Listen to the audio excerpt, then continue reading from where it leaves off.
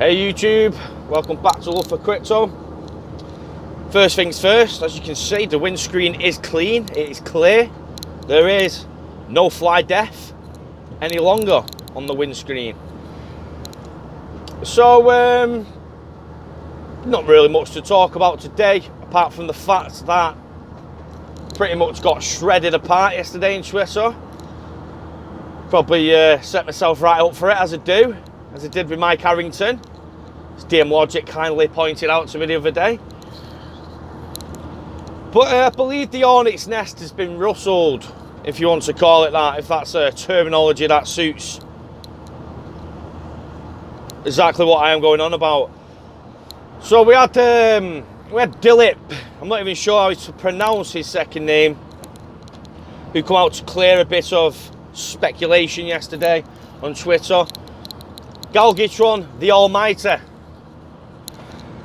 asked him, will Swift GPI integrate with XRP? And Dilip, who is part of the Ripple squad, come out and called it idle speculation. As you know, there's a lot of talk around Swift and Ripple. I've clearly stated my position on this, which hasn't changed due to Dilip's comments on Twitter. I mean, the specific question asked was, will Swift GPI interact with XRP? The answer was no. But again, this doesn't exactly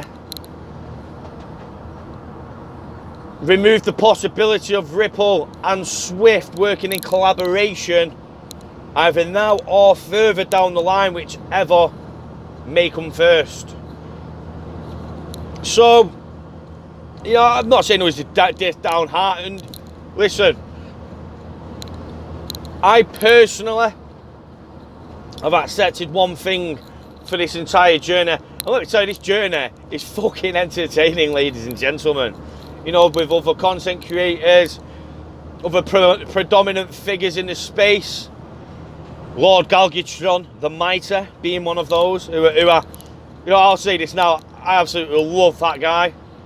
His blogs remind me of a little bit of my delivery. You know, he likes his swear words. I'm not saying I like him, they just naturally flow off my tongue.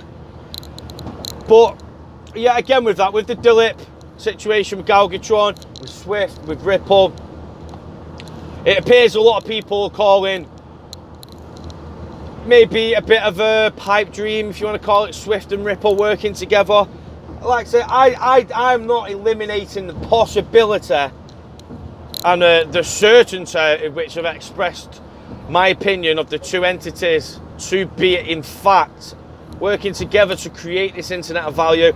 I do not eliminate that possibility, although Dilip's quite profoundly come out and called Swift GPI and XRP integration idle speculation. But again, I do believe that could have been the wrong terminology to have used. Although we're never going to get the true answer over Twitter, are we? You know, an NDA being broken in such ways. But nonetheless, we zoomed out there, so let's zoom in. Yeah, nonetheless, it was interesting anyway. So Dilip's put his sort of piece on top of that. But yeah, anyway, moving onwards and upwards, as they call it. So I've been obviously watching the US stock market situation deteriorate, is the best way of putting it at the moment. I've just got done watching DM Logic's video. I actually do enjoy a lot watching DM Logic. He's very well grounded, is the best way of putting it. Likes to observe speculation, situations, progressions from all different types of angles, from a neutral standpoint for his viewers, which is very well of him, to be fair. As you can see, I'm mono-tunneled, single tunnel vision, looking at the prize at the end of the tunnel. But the only reason that I am the way that I am is because I've analysed this technology from all angles myself. I've analysed Ripple, the team, the progressions, where they've come from, where they expect to be going. And in all honesty, my thoughts have not changed. They really have not changed, regardless of what has been discussed on Twitter overnight. I do believe at some point, and I have always used the timeline of Q4 2019, again for the Federal Reserve rates outlook, this being the final, as Dame Logic would like to call it, the bottom card of the pyramid being removed, of the house of cards, growing from the downwards, outwards and upwards. I do believe, I mean, look, all we need to do is analyse one thing. Why are we talking about this reset at this point? For one, this reset potentially should have happened in 2008.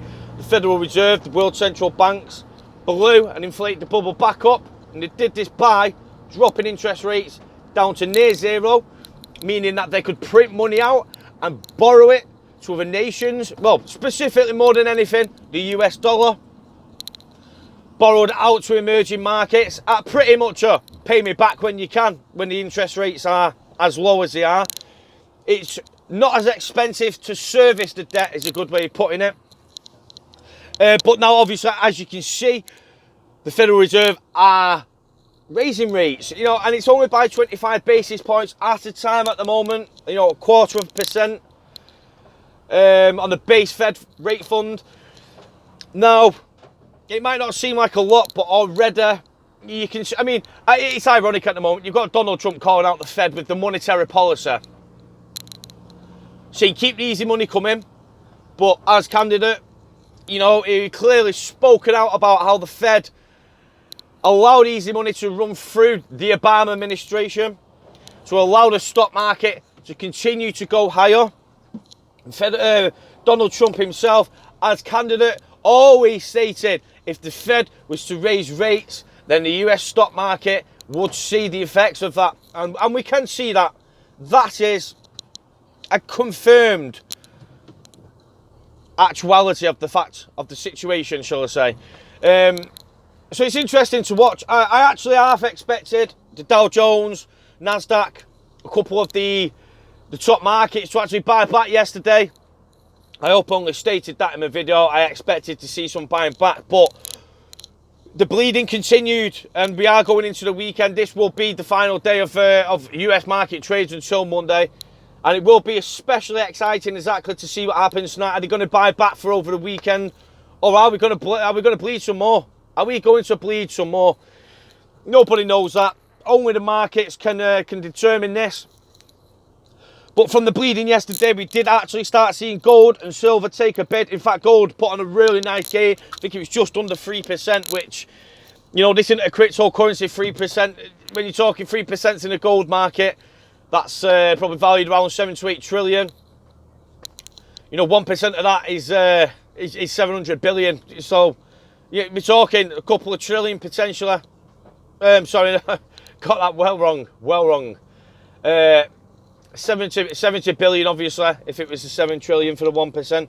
So we're talking the equivalent of the cryptocurrency market cap entering gold yesterday.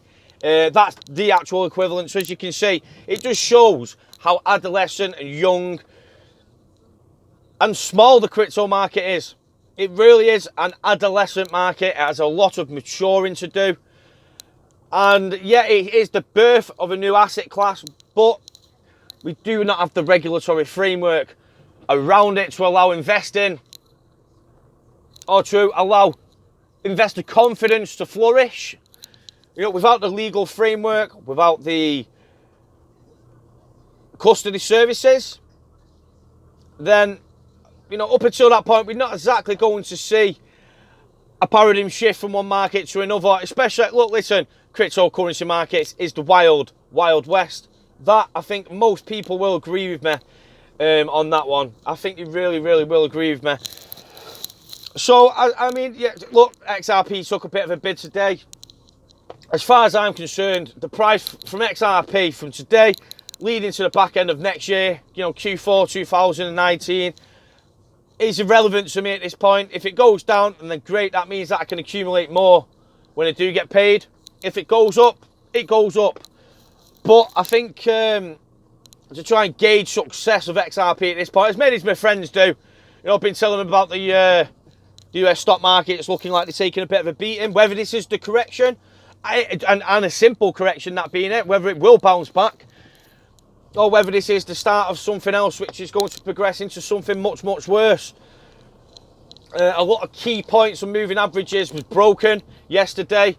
And although a lot of people don't believe in technical analysis and they haven't really got much time for it, you do need to remember in this day and age we have a lot of bot trading that have programmed algorithms that follow certain set of standard rules. And these are all based off moving averages. And if I remember correctly, I do remember a JP Morgan analyst saying that flash crashes will play a big role in this upcoming financial crisis. And yeah, I like to agree with what DM Logic said earlier on. This could be a correction, or this could be the crisis. Just to add my own personal touch on it, I haven't been covering this market for 10 years, first and foremost, so I'll openly put my hands up in that. In fact, to be quite honest, yeah, we all heard of 2008. For me personally, it did not directly affect me in life. But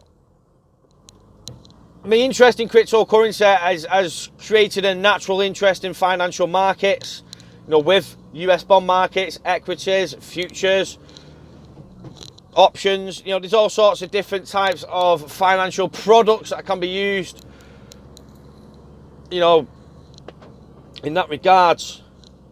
But I think from what my education is telling me so far, and when I say I've been looking at it for a year, 6 months, you know, I'm talking all fucking day, every day for a year, 6 months. But listen, as you can see, I drive around, and what I do is I'll just put like a YouTube video on, I'll lay it down, and I'll listen to it as a podcast style theme.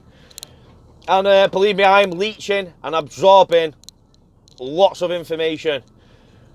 And again, Peter Schiff, I've seen stuff on him from back in 2015, actually, a little bit before I did gain this interest. He's always been one of them figures. But, you know, we do need to give him one thing of gratitude, is he was right about 2008 when everybody said that he was wrong. And I was watching a podcast on David Schiff not so long ago, which was actually created not so long ago as well. And funnily enough, mainstream media won't have him on there anymore. With the given up section of Fox News on the odd occasion, you know, you may get like 1 or 2 sittings each year, but all the other mainstream media will not touch him.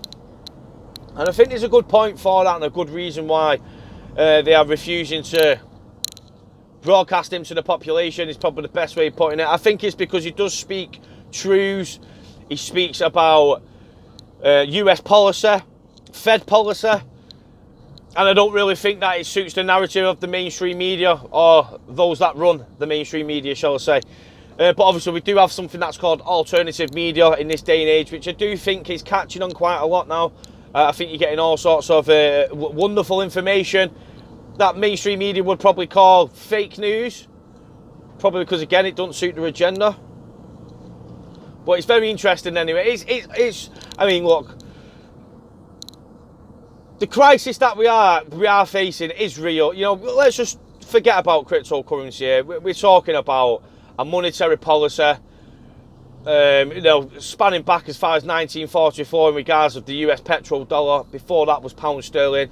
During this time frame, we've had two standards of US dollar reserve, one being a gold standard, and the one currently being the petrodollar standard. And again, obviously, with the US acting as the world reserve, there is a scenario called the Triffin's dilemma. Now, when this first started off, there was no issue.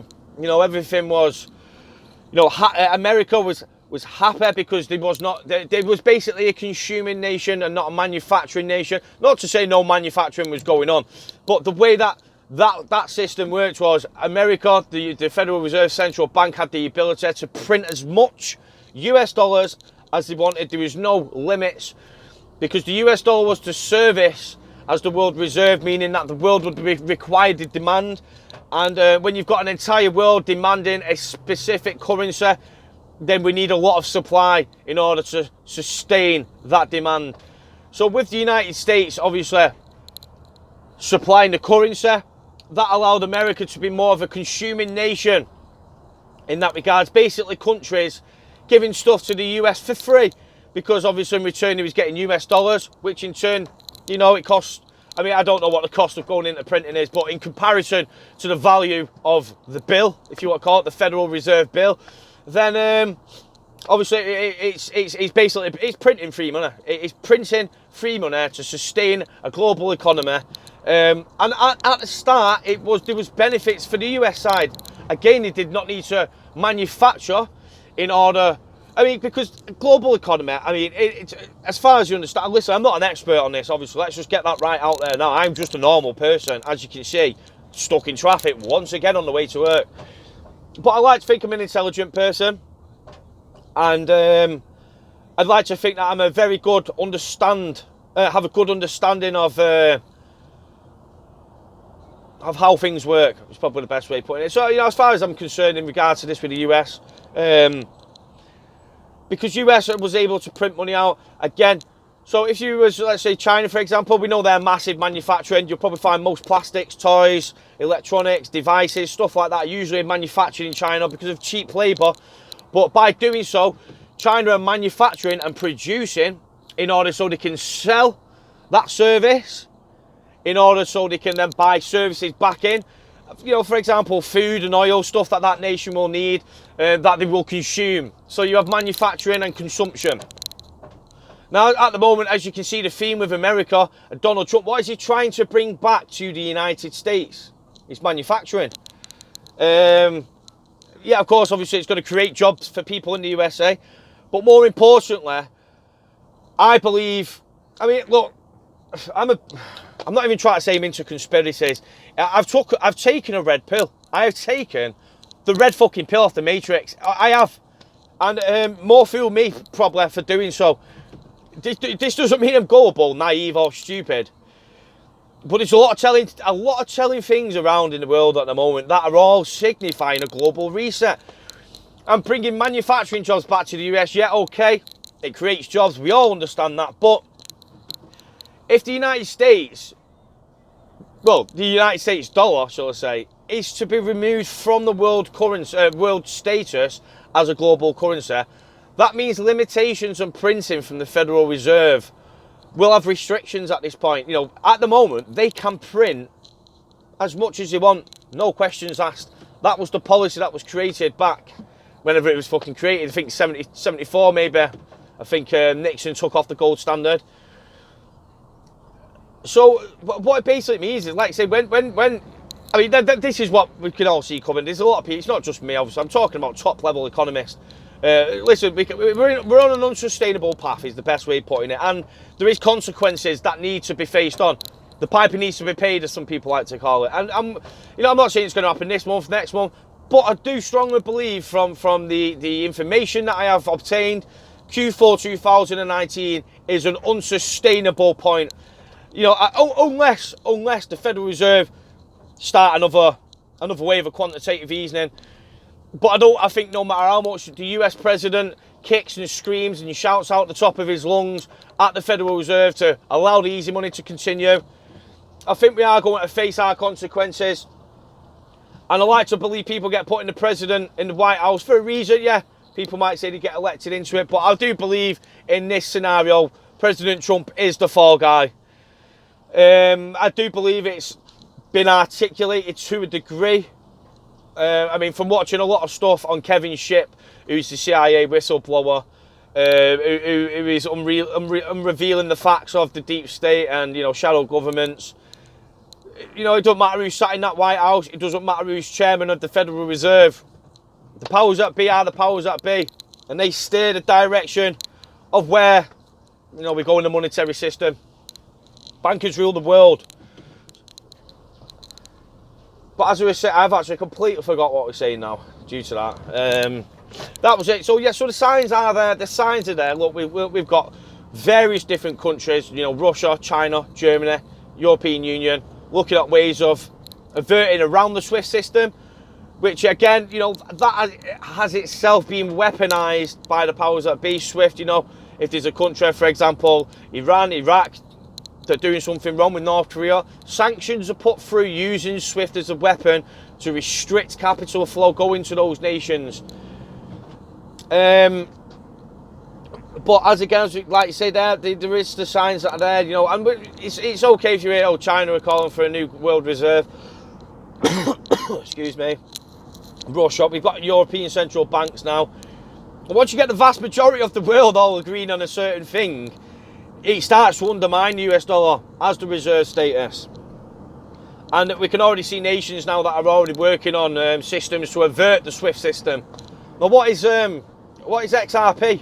What is it? It's a liquidity function. It's to serve and to act as the same mechanism as SWIFT. Obviously, it's the modern day version. So, not just that as well, like we've just been talking about the manufacturing issues as well. Sorry, I've got a really bad tickle in my throat here. As we was speaking, we can see manufacturing trying to be brought back into the US. And we've even seen President Trump in that infamous clip that I'm sure many of you have seen now. All nations are working very hard at the moment to create the even playing field that makes it fair to compete in trade and other things. Now, of course, that could mean anything. It could mean anything in the great scheme of things. But I do believe this trade war talk that we're seeing with China, with the US, we've obviously got Brexit coming up. We've got Italy that are looking to default. You know, the ECB are now threatening Italy. Due to their deficits spiralling out of control.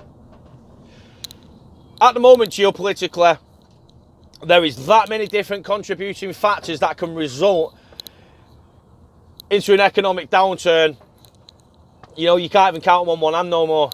As I've just mentioned, you know, you've got Brexit, you've got the tensions with the trade wars. I mean, you've also got to bear in mind Iran. Full sanctions are going to be set in place by November.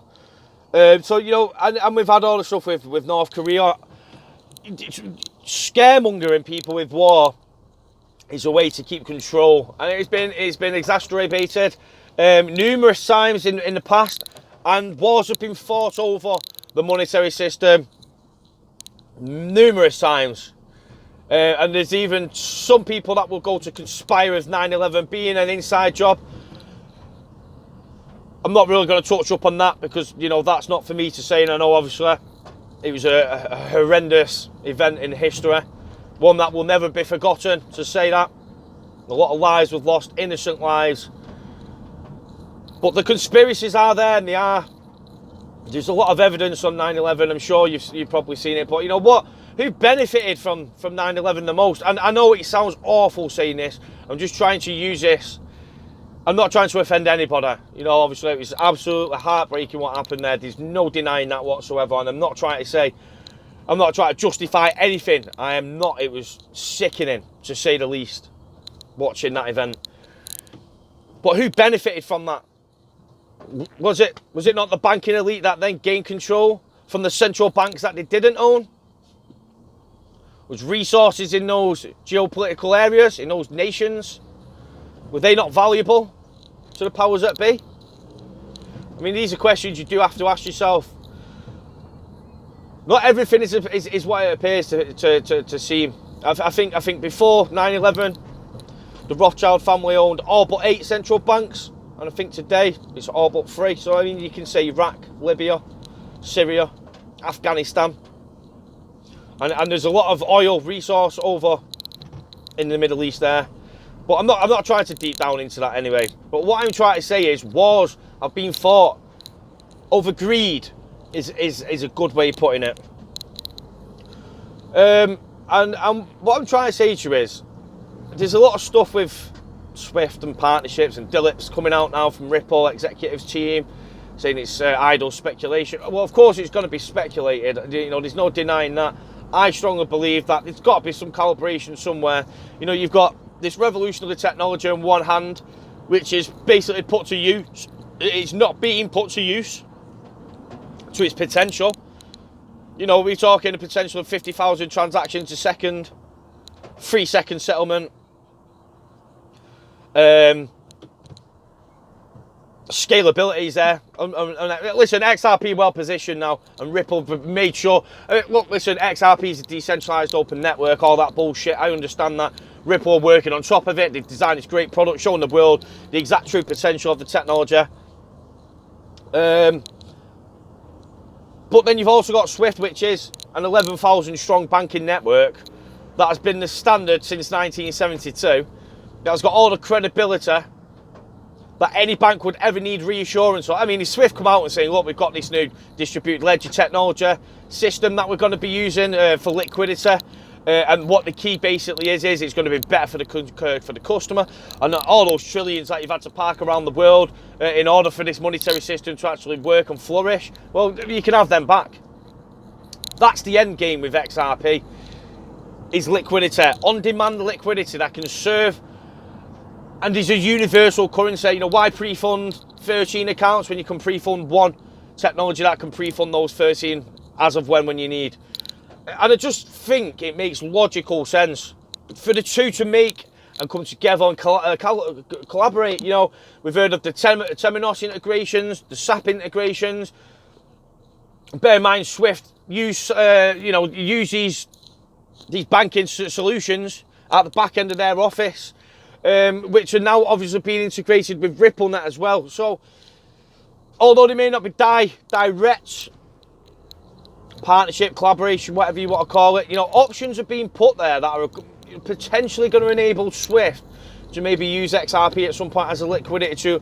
I mean, ask yourself one thing: the euro, the pound, the dollar, the yen, the Japanese yen, the Russian ruble, very liquid corridors. You can pretty much get on-demand liquidity, but even still using the Swift network, if a bank from the UK wants to deposit money in a South American country that's not well established, where having a nostro in that emerging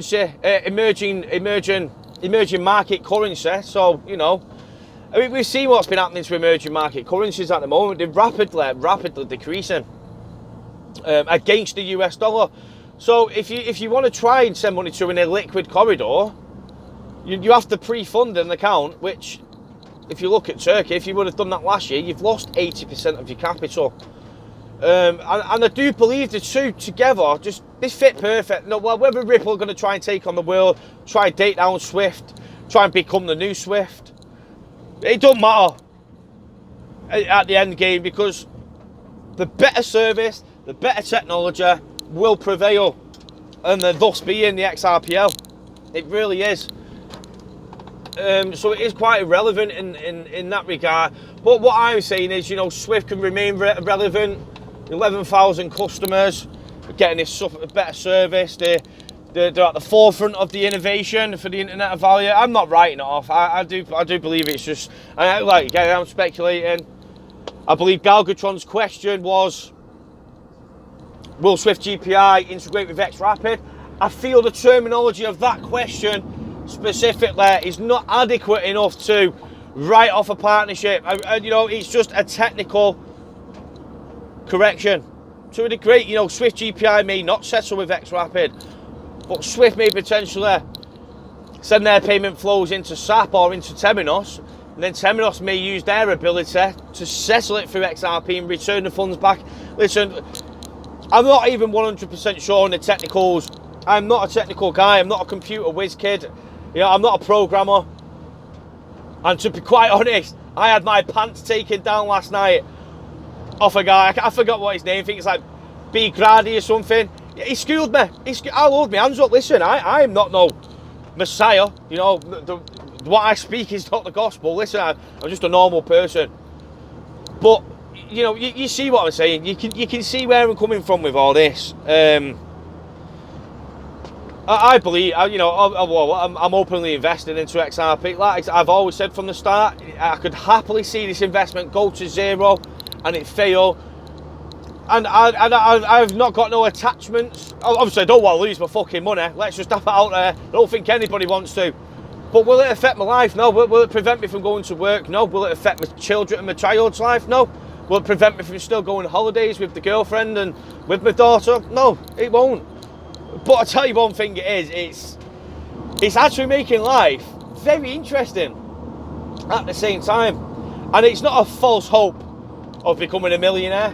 You know, it'd be nice. But if I see 1,000% returns, 10,000% returns, I will be very happy, man.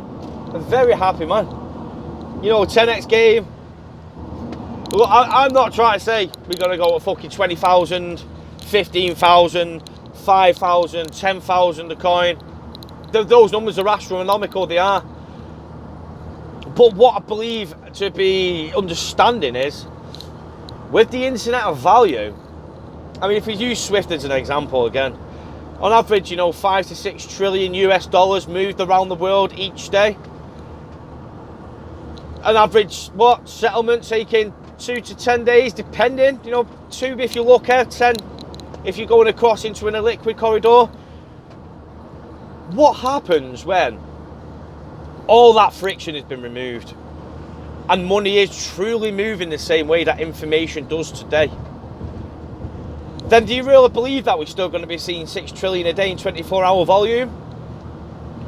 Or do you believe once we've got the internet of value and we've got the speed and sufficiency and scalability, that maybe that person who was sending money from England to the United States, who then needed to go and buy something from over China, which would have took, let's say, 10 to 12 days, if that can happen in 6 seconds, then you're going to see money being recycled a lot faster and faster.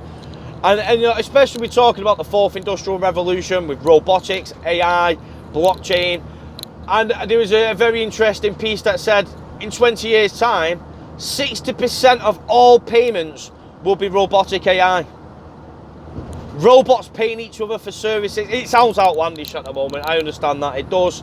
Even for myself, to try and imagine it, it's unimaginable. But, I mean, look how far smartphones will come in 10 to 20 years' time. It's unbelievable. Listen, technology doesn't wait for nobody and it leaves no prisoners. I try to think what it is. It's something law. So there's something. It's like something's law, where they say that everything doubles inside of a computer. I forget what it is. I'm sure people who watch them will understand. But you have to think about how fast technology does move. And you know, with blockchain and this internet of value, it's not about creating a brand new network. Well, it is creating a network, but it's you know, the internet layer is already there for us. We're building on top of it, and it's just about building natural liquidity now around the world. You know, fiat pairings for XRP. I think we're above 32 fiat pairings now. I think that's quite liquid. I do believe banks play a role in liquidity in the future for XRP, and maybe a bank's purpose may change in the future. You know, we have exchanges these days where I can openly go into, we can trade cryptocurrencies. But I do believe banks may also play a role in being that liquidity provider. I mean, we've heard it from Christine Larange. Oh, everyone takes the piss out of me because you always get a name wrong, and I forgot again. So I know it's Legrand Large, whatever it is. Christine from the IMF. She was speaking at the Bank of England conference, and she was saying, what do you do when this technology comes knocking on your door? Do you invite it in for tea? Do you provide liquidity? Do you provide all of the above? It was something like that.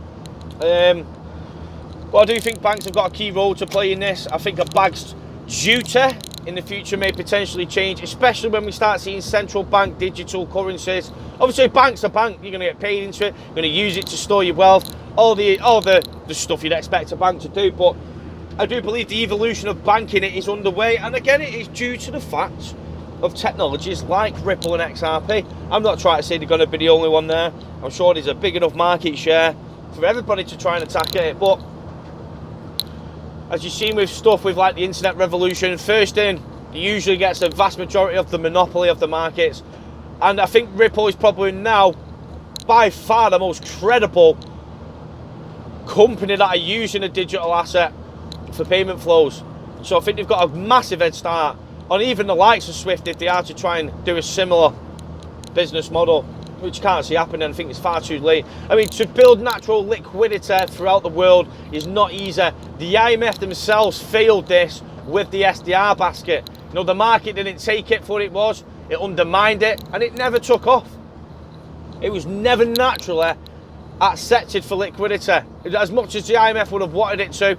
But I believe what we've seen with XRP is what they actually saw with the SDR to begin with. It's to serve as liquidity, and it's a very liquid asset. It's doing all the right things anyway. Moving forward, I'm absolutely waffling on about irrelevant stuff here, so I'm going to cut the video off now. But you see where I'm going with it, and when you look at the US economy and the monetary system more than anything, you know, the Triffin's dilemma, we are at a point now where it's not serving no justice for the Americans, for the emerging markets, or for the world in that matter.